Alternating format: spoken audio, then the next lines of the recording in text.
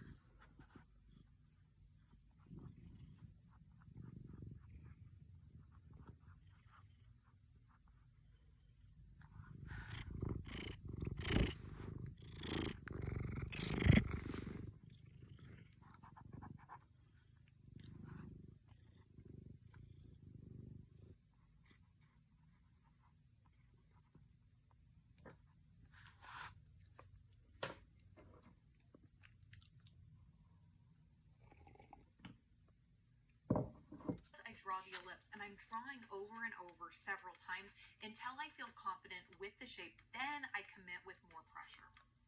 Now let's start drawing the latte. Using the 4B pencil and very light pressure, I'm sketching in ellipses first. I use one for the top of the cup, the bottom of the cup, and the sauce. I love the chisel tip for broad, strong strokes and sharp angles, and I use the brush tip for a more painterly line.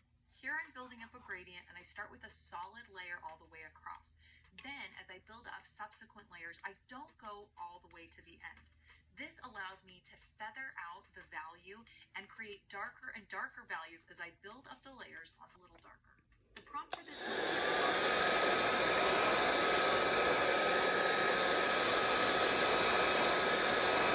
water here and making sure that it's completely dry before I come in with darker darks.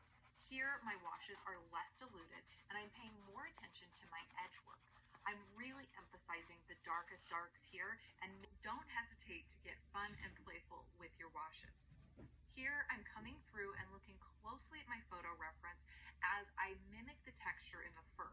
I don't have to draw every single hair, but I do want to make sure that my hairs are moving in the right direction and that I have my values accurate. When you are white opaque,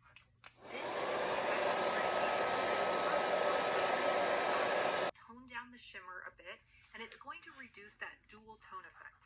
But the trade-off is that you're going to get more predictable, lighter values, which is going to help you create a better balance between your light and dark areas in that you create your own swatch card and keep it handy while you paint.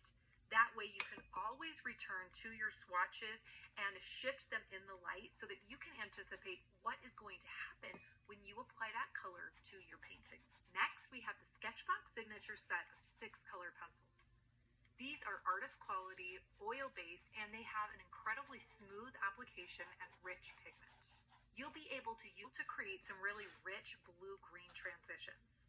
Next up, we have Chartreuse, which is a yellow-green, and you can blend Chartreuse with I will link a video about that topic in the video description and at the end of this video. Let's put all of these supplies together and create a simple illustration of some holiday lights, which is the prompt for this month. I began with my cherry colored pencil, Rockwell Coffee watercolor in Americano.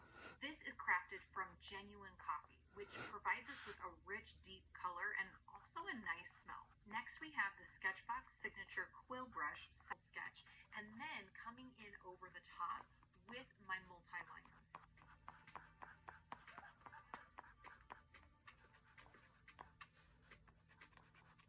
Coming in over the top of my pencil sketch with my multi-liner gives me the opportunity to pop. The last material in our box is the Rembrandt Titanium White watercolor.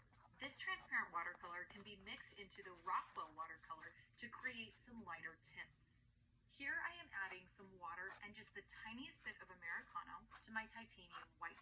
This allows me to move the white around on the paper and to use the brush the way it was meant to.